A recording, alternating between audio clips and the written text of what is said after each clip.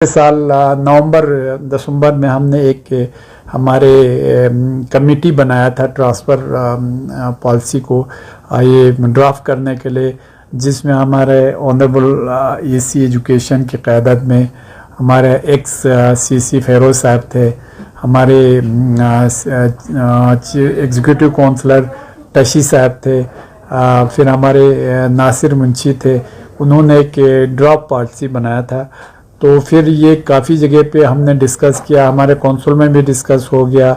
फिर लास्ट पे पिछली बार हमारे डी साहब जो राकेश साहब है, जो सीईओ भी है, उन्होंने भी एक ड्राफ्ट पॉलिसी बनाया था। जो हमारे कुछ स्टेट्स का जो ट्रांसफ़र पॉलिसी उन सब को निचोड़ के, जैसे पंजाब का है, राजस्थान का है, बाकी कुछ स्टेट का, तो सब निकाल के हमारे यहाँ पे जनरल कौंसिल का मीटिंग हुआ था। तो इस मीटिंग में हमने हमारे जो कमेटी ने बनाया वो ड्राफ्ट पॉलिसी भी डिस्कशन में आ गए। फिर हमारे डी साहब ने जो ड्राफ्ट पॉलिसी बनाया था, हमें मतलब हमें पूछ के मतलब हम ये कर रहे हैं कह के, तो उसमें हमें भी मतलब एतमाद में लेके उन्होंने किया था। तो वो भी वहाँ पे डिस्कस हो गया। तो हमने ये फैसला किया था कि इन बाय एंड लार्ज जो एक डी साहब ने जो ड्राफ्ट पॉलिसी बनाया था, उसका जो बाहर का जो पूरा वो उसको एक किस्म का हमने वो एडॉप्ट बाय एंड लार्ज उसको एडॉप्ट करने के लिए, मगर जो हमारे ऑनरेबल एग्जीक्यूटिव काउंसलर एजुकेशन के उसकी क़यादत में जो पॉलिसी मुरतब किया था हमारे ऑनरेबल काउंसलर ईसी साहिबान बैठ के, तो हमने कहा जो उसमें अच्छे वो उसमें कुछ इश्यूज़ उसमें एड्रेस करने की कोशिश किया था। कुछ डी साहब ने जो एक फ्रेमवर्क हमने जो डी साहब का ट्रांसफ़र पॉलिसी था ओवरऑल फ्रेमवर्क को उसको मंजूरी दिया था। हमने ये भी कहा था कि उसको दोनों फिर एक बार मिल के डी साहब भी और हमारे जो कमेटी है वो मिल के फिर उस पर और एक बार डिस्कस करेंगे। वो डिस्कशन हो गया। तो जो जो अच्छे पॉइंट दोनों से हमने निकाल के एक उसका निचोड़ बना के आज एक पॉलिसी हमने ट्रांसफ़र पॉलिसी, जिसमें हमारे टीचर्स भी है, मास्टर भी है, लेक्चरर्स भी है, हेड मास्टर्स भी है, उन सब का एक ट्रांसफ़र पॉलिसी मुरतब किया था। उसमें फिर 2 बजे से पहले हमारा एग्जीक्यूटिव काउंसिल का मीटिंग भी हुआ था, जिसमें हमने ये ड्राफ्ट पॉलिसी पास किया, जिसमें हमारे डी साहब सीईओ भी है, वो भी थे, जो चीफ एग्जीक्यूटिव ऑफिसर है। उसके बाद अभी हमारे 3 बजे जनरल काउंसिल का मीटिंग हुआ, जिसमें हमारे पहली बार हमारे ऑनरेबल एमपी साहब इस वाले ड्राफ्ट पॉलिसी जो मुरतब का हमने किया था, उसमें भी हमारे ऑनरेबल एमपी साहब हाजी हनीफा साहब भी बैठे थे और हमारे पूरे एग्जीक्यूटिव काउंसलर्स, ऑनरेबल काउंसलर्स सब बैठे थे। तो मुतफ़क़े तौर पे सब ने ये ड्राफ्ट पॉलिसी जो हमने बनाया है डी साहब के जो उसमें फिर डी साहब ने प्रेजेंटेशन भी दिया। फिर हमारे ऑनरेबल काउंसलर्स कुछ थे, उनके कुछ इश्यूज़ थे, उनको हमने एड्रेस करने की भी कोशिश किया। तो सब तो आप जानते हैं सबके हिसाब से तो होगा नहीं, मगर ये बात आज हमें बिल्कुल खुशी है कि पहली बार हमारे डिस्ट्रिक्ट के मेरे ख्याल में लद्दाख में आप देखेंगे जब आपके हमारे ट्रांसफ़र पॉलिसी निकल के आपके पास आएगा, ओडी साहब आपके साथ शेयर करेंगे जो हमने ड्राफ्ट पॉलिसी बना के रखा है। तो उसमें वो आपके मीडिया के साथ शेयर करेंगे। तो मैं इसके लिए सबसे पहले तो हमारे जो कमेटी बना था उनका भी बहुत मशकूर हूँ। फिर हमारे डी साहब का भी, हमारे ऑनरेबल काउंसलर साहब ने, सब ने एक एतमाद करके हमने ये किया इस ट्रांसफ़र पॉलिसी में पॉलिटिक्स को मिनिमम इन्वॉल्व करें, क्योंकि उसमें ट्रांसपेरेंसी पे असर पड़ता है। सिर्फ कौंसिल का ये काम होगा जब आपका ट्रांसफ़र का जब पॉलिसी बनेंगे, मतलब इसके तो उसमें कौंसिल का रोल होगा, बाकी आपके ट्रांसफ़र में कोई रोल नहीं होगा। उसमें डी साहब की क़यादत में जो कमेटी बना है वो डी साहब खुद करेंगे। तो उसमें ये फैसला हुआ है कि अगले साल जो हमारा नया ये शुरू हो जाएगा, जब सेशन शुरू हो जाएगा विंटर वकेशन के बाद, इंशाल्लाह हमें उम्मीद है सब टीचर्स मास्टर्स जो भी हो वो अपने नए जगह के पोस्टिंग पे जाएंगे। तब तक हमारा एक्सरसाइज होगा। उसमें मोटे मोटे 3-4 हमने ये बनाया कुछ, जो हमारे पहले जोनल एजुकेशन ऑफिस होते उसके हिसाब से हमने जोन बनाए हैं। तो उसके अलग अलग फिर हमने ये भी कोशिश किया है इंसेंटिवाइज करने की टीचर्स को, जिनका परफॉर्मेंस अच्छा हो, जिसका स्कूल का परफॉर्मेंस अच्छा हो, जिसका अपने सब्जेक्ट का परफॉर्मेंस अच्छा हो, उनको भी हम ये करना चाहते हैं, उनको रिवार्ड देना चाहते हैं, उनका पोस्टिंग उसके हिसाब से। और जो दूर गए हैं उनको भी हमने कुछ पॉइंट रखे हैं। तो हमने ये भी रखा है जैसे कोई ज़ांस्कार वाला अगर यहाँ आना चाहता है तो उसको यहाँ के हिसाब से ही नंबर मिलेगा, जो यहाँ के टाउन के हिसाब से।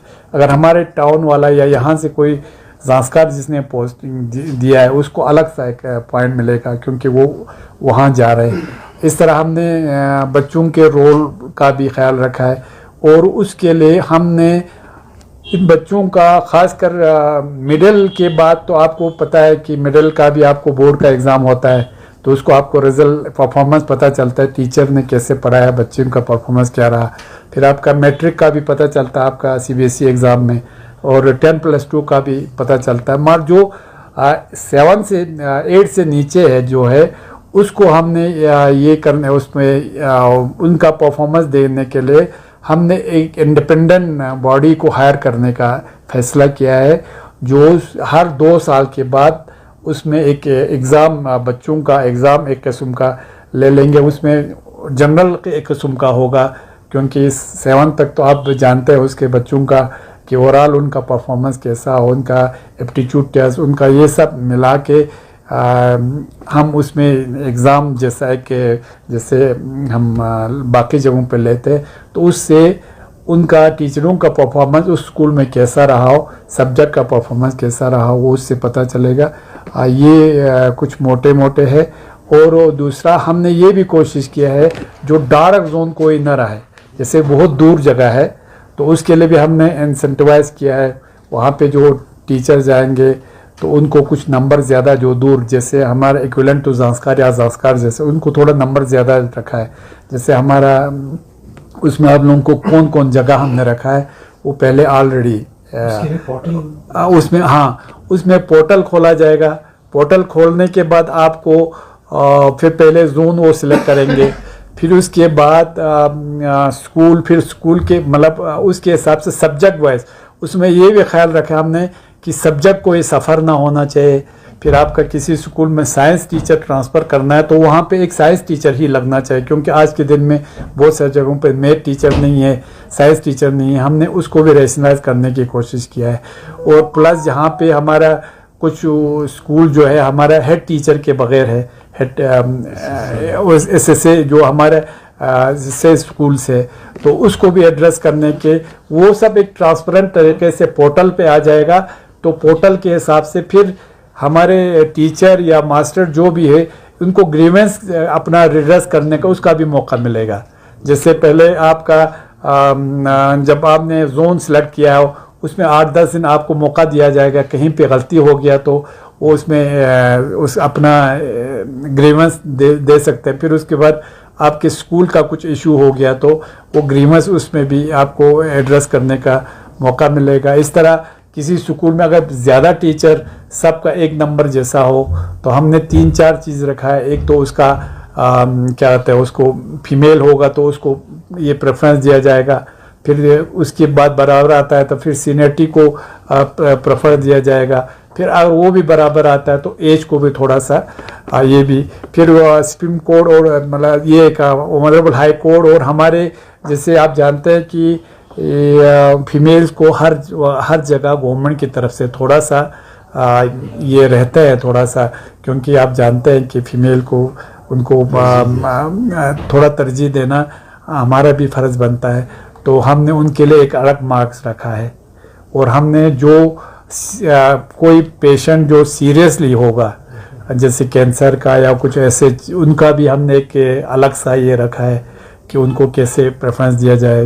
या कोई टीचर वगैरह या कोई स्टाफ मास्टर, उनके अगर वार्ड या बच्चे सीरियसली इल होगा, हैंडीकैप होगा या कुछ, उनको भी अलग सा ये रखा है ताकि वो उनके बच्चे सफ़र न हो जाए।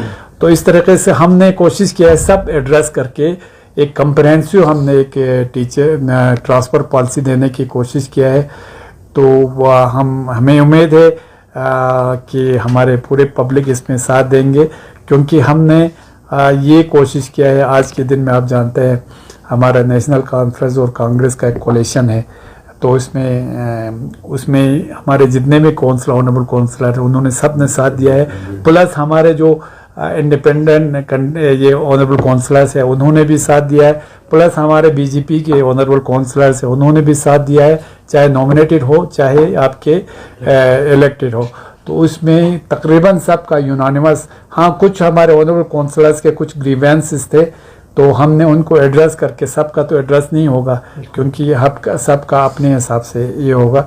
तो इंशाल्लाह आपको डी साहब पूरा आपको इसका जो ट्रांसफ़र पॉलिसी का जो ये आपका क्या कहते हैं उसको ड्राफ्ट आपको हार्ड कॉपी आपको देंगे। तो और एक ये और दूसरा हमारा मेन इशू आज ये हो गया कि हॉस्टल को लेके हमें इशू होता था, हॉस्टल में एडमिशन को लेके ये बार बार ये आते थे कि यहाँ सिफारिश के हिसाब से चलता है, तो मतलब जिसका पॉलिटिकल पुश हो उनको एडमिशन मिलता है, जो गरीब हो उनको नहीं मिलता है। वैसे जब से मैं आया हूँ मैं आपको मैं यकीन से कह सकता हूँ मैंने कभी ऐसा नहीं किया। मैंने हमेशा BPL वगैरह या जो AY होगा मैंने उनको कहीं मदद किया, तो कि बाकी पॉलिटिकल लेवल पे मैंने नहीं किया। मगर फिर भी हमने एक इसमें भी हॉस्टल में एडमिशन पॉलिसी बनाया है जिसमें हमने एक पूरा हॉस्टल साल में 2 बार एग्ज़ाम लिया जाएगा, चाहे श्रीनगर में हो चाहे जम्मू में हो, मेल फीमेल सब का। फिर उसके हिसाब से हॉस्टल में एडमिशन मिलेंगे। तो उसमें भी फीस ये दूसरा ये हमने ये भी किया है कि PhD वालों के लिए हमने कुछ परसेंटेज रखा है, ग्रेजुएशन वालों के लिए, PG वालों के लिए, ऑफलाइन वालों के लिए खासकर। ऑनलाइन का हमने ज़्यादा उसमें ये नहीं रखा, अगर फिर भी सीट बच जाता है तो हम उसमें सोच सकते हैं। प्लस हमने BPL वालों का जिनका 1 लाख से कम सालाना इनकम हो, जिसका 2 लाख के उसका भी अपना एक रखा, जिसका मैक्सिमम 7 लाख से कम हो उनका भी एक रखा। तो हमने उसमें भी कोशिश किया मैक्सिमम गरीब के बच्चे उसमें आ जाए। और एक इशू और था हमारे स्टूडेंट्स का कि हमारे फ़ीस को लेके इशू था। उसमें भी हमने ये कोशिश किया क्योंकि फ़ीस आप जानते हैं पिछले साल से फ़ीस हमने बिजली का फ़ीस प्लस पानी वगैरह का फ़ीस जो लगता है उसको रिकरेंट एक्सपेंडिचर बोलते हैं, वो रेवेन्यू कंपोनेंट में आते हैं क्यों जो हर साल देना पड़ता है। तो उसमें पिछले साल हमें UT गवर्नमेंट ने वो बंद कर दिया था, कहता है आप बच्चों से फ़ी लेके ये रिकरेंट कर, हम सिर्फ स्ट्रक्चर बनाने में या आपको उनको फैसिलिटीज़ देने में हम ये दे सकते हैं, ये रिकरेंट एक्सपेंडिचर हम नहीं दे सकते बोल के। तो इसलिए हमने पिछले साल वो फीस बच्चों से आपको लेने की कोशिश किया था। मगर इस साल हमने फिर एक कमेटी बना के उसमें ये बोला है अगर फीस में हम बिजली फीस और ये पानी सब फीस मिला के अगर थोड़ा सा कम होता है हम उसको फिर रिव्यू कर रहे हैं, तो उसमें हम कोशिश करेंगे फ़ीस इंशाल्लाह ये हो गया तो उसमें कम करने के, क्योंकि आप जानते हैं आज के दिन में कौंसल के पास रेवेन्यू कंपोनेंट में हमारे पास पैसा नहीं है। तो हम उन सब पे इंशाल्लाह काम कर रहे हैं। तो हमारा भी मानना है कि हम जितना हो सके हमारे स्टूडेंट्स पे बोझ कम डालें, मगर कहीं कहीं पे तो हम भी मजबूर होते हैं, तो हम इसमें लाचार हो जाते हैं। ख़ासकर रेवेन्यू कंपोनेंट का हमारे पास जो कैपेक्स बजट आता है उसमें आपको डेवलपमेंटल साइड में ही आता है, तो इसलिए हमें इशू हो जाता है। मगर इंशाल्लाह उसमें भी हम कोशिश करेंगे। तो आपको उसमें 2 बार हमारा एग्ज़ाम होगा बच्चों का, तो 6 महीना उसका वेटिंग लिस्ट बना रहेगा हॉस्टल का एडमिशन के लिए। तो दो बार इसलिए क्योंकि जम्मू का सेशन अलग होता है, कश्मीर का सेशन अलग होता है, इसलिए हमने साल में 2 बार एग्ज़ाम रखा है। वो प्योरली मेरिट बेस पे होगा और मेरिट बेस पे फिर हमने उसके लिए BPL के लिए AY के लिए उन सब के लिए भी एक अलग अलग सा वो रखा है, मतलब उनके लिए भी अलग सीट, मतलब ये कोशिश किया। और जो हैंडीकेप मतलब जो स्पेशल लेवल चाइल्ड है उनके लिए भी अलग ये रखा है, या जिनके कोई वार्ड्स हो तो उनके लिए भी थोड़ा सा हमने उसमें गुंजाइश रखा है। तो ओवरऑल इंशाल्लाह ये भी हमारे हिसाब से मुझे लगता है ये भी एक बड़ा अचीवमेंट होगा अगर ये लागू होता है तो इंशाल्लाह। सर, ड्राफ्ट पॉलिसी आज उस पर डिस्कस हुआ है, तो कब तक ग्राउंड पे इम्प्लीमेंट होगा सर, और कब से टीचर इसका बेनिफिट उठा सकते हैं? इंशाल्लाह दोनों ये हम कुछ दिनों के बाद ही इस पे एक्सरसाइज शुरू कर रहे हैं। जैसे हमने कहा कि इसमें बच्चों का परफॉर्मेंस देने के लिए हम एक इंडिपेंडेंट एजेंसी को हायर करेंगे ताकि किसी का बयास ना हो। तो उसमें वो हम नवंबर जैसे बच्चों का एग्ज़ाम होता है, जस्ट आफ्टर एग्ज़ाम हम उसमें जो T2 का जो एग्ज़ाम होता है उसके बाद करेंगे। तो बाकी जो 8 जो या 10 11 का तो आपको पता है बोर्ड का रिजल्ट आता है, उसमें हमें कुछ नहीं करना है, वो उसी के हिसाब से आता है। तो उसमें हम कोशिश करेंगे ये दिसंबर के आसपास में पोर्टल पे लग जाए, फिर 10-15 दिन इनको ग्रीवेंस ये करने का मौका भी दिया जाए। फिर उसके बाद हमें उम्मीद है कि हम फरवरी में ये तैयार करके, और हमने ट्रांसफ़र पॉलिसी में ये भी लिखा है ये जब आपका विंटर वेकेशन ख़त्म होगा तो ऑटोमेटिकली वो जो टीचर होगा वो नए जगह पे पोस्टिंग पे जाएगा।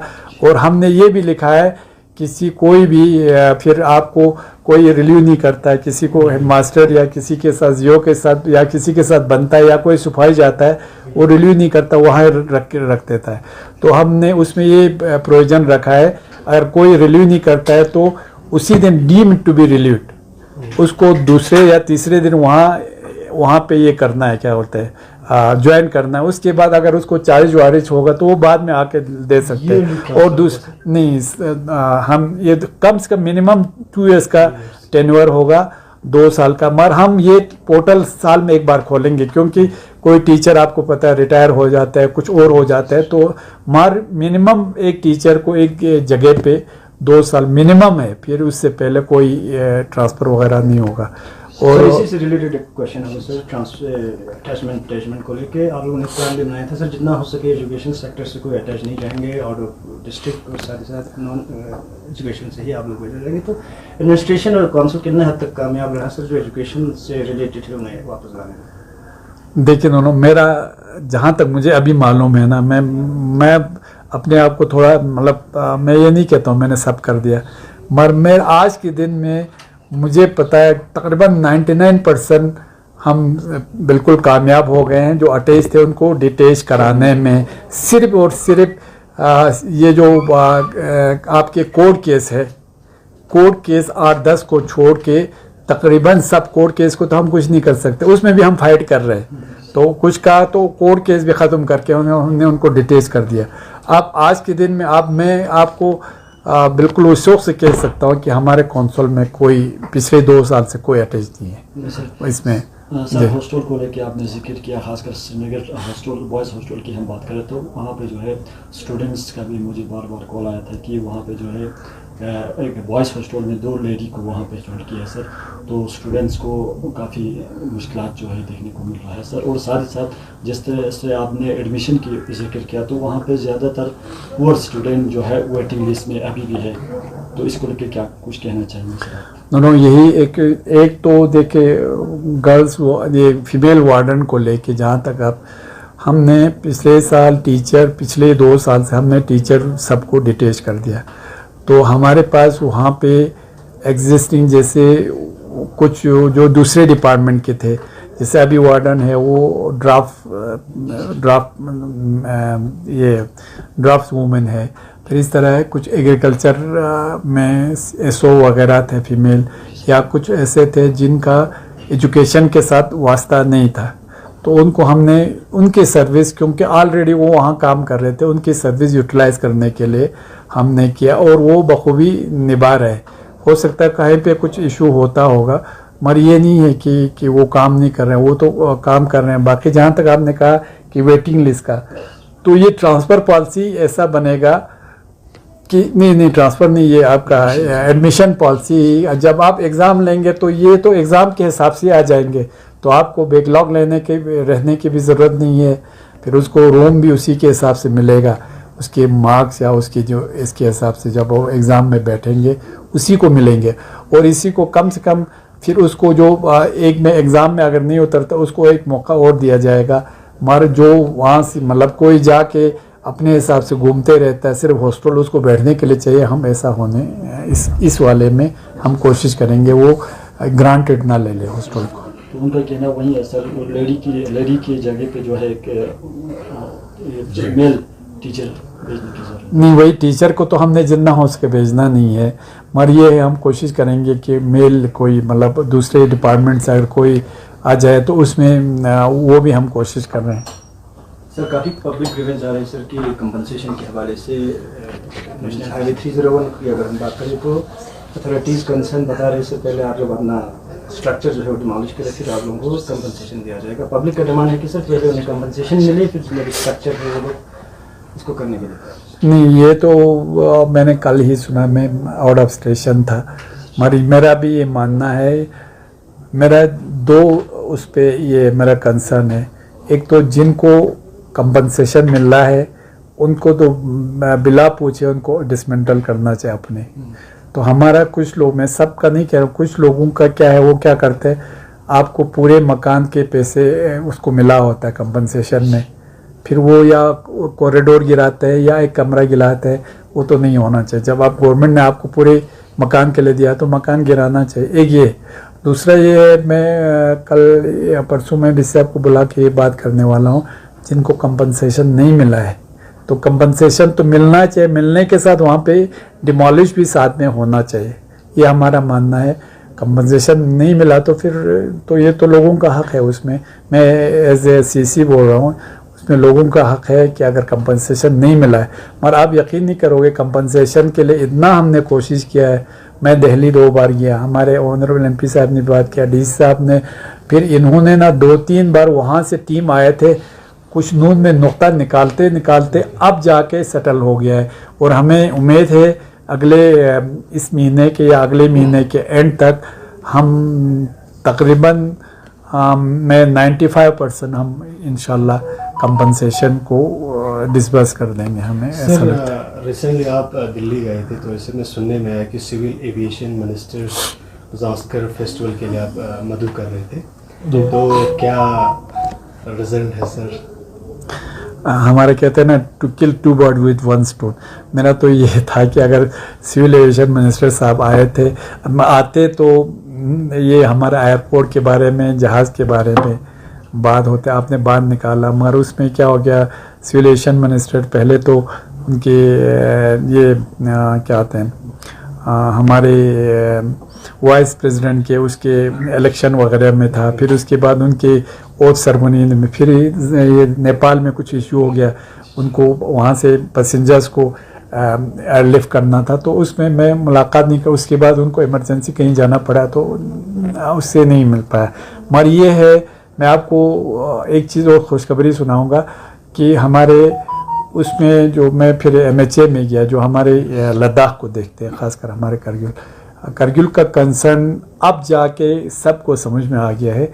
तो अगले कुछ दिन या अगले मेरे ख्याल में 1 महीने के अंदर मीटिंग हो रहा है MHA में, उसमें हमारे करगिल में कम से कम छोटा जहाज़ इस साल इंशाल्लाह, मुझे ऐसा मैं 90% अब परसेंटेज नहीं बोलना चाहिए, मगर मुझे उम्मीद है इंशाल्लाह इस साल शुरू हो जाए। और गवर्नमेंट ने ये भी माना है कि जो सब्सिडी देंगे, सब्सिडी मतलब कोई जैसे अगर कोई प्राइवेट जहाज़ ज़्यादा मांगे, जैसे 20,000 या 10,000 ये मांगे टू एंड फ्रो के किराए के, तो उसका बहुत हिस्सा गवर्नमेंट ऑफ इंडिया बर्दाश्त करेगा।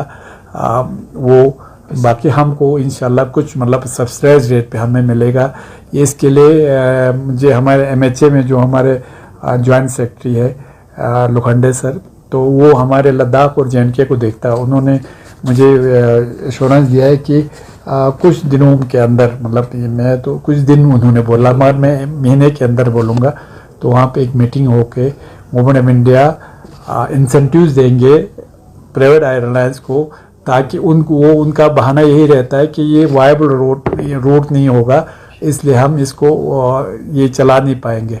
अब जब वो इंसेंटिव्स गवर्नमेंट हमारा बराबर करने के लिए देंगे तो हमें उम्मीद है कि इस पे ये शुरू हो जाएगा। सर, ऐसे रूलिंग CEC चेयरमैन आप खित्ते लद्दाख में काउंसिल के फ्यूचर को आप किस तरह देखते हो? काफ़ी सारे र्यूमर्स भी हमें सुनने को मिल रहे हैं डिज़ॉल्व को लेके, और बहुत सारी जगहों से आवाज़ भी आ रही है कि अब मुख्तलिफ डिस्ट्रिक्टों में भी अब काउंसिल होना चाहिए। तो एज ए CC आप कैसे देखते हो उसको? देखिए, जहाँ तक ये परसों कुछ दिन पहले आपका ये र्यूमर ही है, पहले उससे पहले भी मैंने सुना था ये र्यूमर तो र्यूमर होते और कुछ नहीं, उससे ज़्यादा कुछ नहीं। ख़ासकर मैं अपने करगिल के कौंसल के बारे में आपको मैं यकीन दिलाता हूँ, यहाँ करगिल में ऐसा कुछ होने वाला नहीं है आज की डेट में। कम से कम अगले साल तक कुछ भी ऐसा, कुछ भी थोड़ा सा 0.0000 इन्फिनिटी भी कोई ऐसा गुंजाइश नहीं। हाँ, ले का, क्योंकि आपको पता है कि उनके कौंसल का ये ख़त्म हो गया है, ये ना क्या कहते हैं उसके पीरियड उनका आ रहा है, इसी सितंबर के एंडिंग था। हो सकता है वो डिज़ॉल्व हो जाए, तो ये तो कुदरती बात है, ये तो उसमें और कोई इशू है नहीं। और जहाँ तक आपके बाकी जगहों पे कौंसल बनने का, वो मेरा ये मानना है, जो मेरा समझ है, जो मेरा अंडरस्टैंडिंग है, जो मेरे MHA से लोगों से मैंने बात किया, उसमें ऐसा कुछ अभी कुछ नहीं है। वो इसलिए नहीं है क्योंकि अभी बातचीत हमारा रुका हुआ है। जब ये सब भी तब होगा जब बातचीत आगे निकलेगा। तो बातचीत के लिए भी आपकी वसातत से मैं इतना अपील करना चाहूँगा कि हमारे आंचुक साहब को, जो उन्होंने ये फास रखा है ना, मेरे हिसाब से अभी गवर्नमेंट के साथ हमें बात करना चाहिए। फिर जाके जब कहीं कुछ नहीं होता है तो गवर्नमेंट से तो हमें बात करने के लिए आप एक्सट्रीम वाला स्टेप पहले उठाए, तो ये कुछ अच्छा मेरे हिसाब से, मैं पर्सनली बोल रहा हूँ। तो हमको जो कुछ लेना हो तो गवर्नमेंट से ही लेना है, गवर्नमेंट ऑफ इंडिया से लेना है। आपको स्टेट लेना है तो गवर्नमेंट से लेना है, आपको 6 शेड्यूल लेना है या कोई मुराद, दूसरे मुराद लेना भी तो गवर्नमेंट से हमने लेना है। तो हमें चाहिए कि इस बातचीत के उस पर टेबल पे बैठ के ही ये सब होगा। और जब तक बातचीत नहीं होगा ना, तब तक जो आपने पॉइंट उठाए उन पे भी कहीं डिस्कशन नहीं होगा, ये आपको मैं यकीन दिलाता हूँ। ऐसा साहब, इसी को लेके कुछ दिन पहले जो है तंबर अली आखोन की तरफ से भी एक प्रेस नोट जो है देखने को मिला कि खासकर इसी हंगर स्ट्राइक को लेके। सर, आप इसको किस तरह से देखते हैं सर? नहीं, मैं तो आखुन साहब की बात से बिल्कुल मुतफिक हूँ कि आप शुरू में ही हंगर स्ट्राइक पे जाएंगे, फिर strike hunger strike until death वाला, तो कोई एक्सट्रीम स्टेप लेना, अब ये आंचुक साहब का या इनके एपेक्स का अपना इनका हो सकता है, मगर एज ए CC मैं आपको बता दूं कि मैं एज ए CC भी मैं उसमें उनके उससे इत्तेफाक नहीं करता हूं जो वो इस पे बैठा है, क्या कहते हैं हंगर स्ट्राइक पे। मेरा उनसे अपील है कि हमें गवर्नमेंट ऑफ इंडिया से बातचीत करने के लिए रास्ता हमारे पास खुला रखना चाहिए। उसके बाद अगर नहीं किसी स्टेज पे जाके कुछ होता नहीं है, फिर उसके बाद आप कोई ना कोई कदम उसके हिसाब से उठा सकते हैं। ये बात मैंने कुछ दिन पहले मैं MHA से मिला था, उनसे मैंने ये जो कंसर्न है ना, मैंने हमारे एपेक्स और KDA दोनों को बताया था किस तरह से कि आप लोग गवर्नमेंट से बातचीत करते हैं, के लिए गवर्नमेंट का मंशा क्या है, उसके हिसाब से मैंने थोड़ा बताया था। हम तो अपने एज ए CC बता सकते हैं, बाकी तो मैं पॉलिटिकल कोई लीडर तो हूँ नहीं, तो मैंने अपना कंसर्न बता दिया था। सर, लास्ट क्वेश्चन, NC और कांग्रेस कोलिशन सरकार लगभग 2 साल होने जा रहे हैं, शायद अप्रैल में कोलिशन सरकार में थोड़ा बहुत चेंज भी हो सकते हैं, तो एज ए CC आप इस ओहदे में रहेंगे या आपका स्टैंड कैसा रहेगा? नेक्स्ट टेन्योर कांग्रेस के पास जाएगा, उसको लेके आपका क्या है? नहीं, ये तो अभी कबल अज वक़्त मैं कुछ बता नहीं सकता हूँ। मेरा इतना यकीन है कि मैं अपने काम से मुतमईन हूँ, जो मैंने पौने 2 साल में किया है। मैं आई एम हाईली सेटिस्फाइड, मैं लोगों का कुछ ना कुछ काम कर पाया, और आपको मैं यकीन दिलाता हूँ कुछ का रिज़ल्ट आपको बहुत जल्द देखने को मिलेगा, जिसमें मैं कुछ और उस पर काम कर रहा हूँ। तो मुझे उम्मीद है कि ये कौंसल जो, और मैं साहब में आपको ये भी बात बताना चाहूँगा, इसमें हमारे ऑनरेबल काउंसलर जितने थे उन्होंने सचमुच में मेरा साथ दिया है, और मैंने भी कोशिश किया जहाँ भी मैं जाता हूँ कुछ न कुछ करगिल के लिए हासिल करूँ, और कुछ न कुछ डेवलपमेंटल हो या कहीं दूसरा इश्यूज़ हो तो उस पर बात करूँ। और मुझे उम्मीद है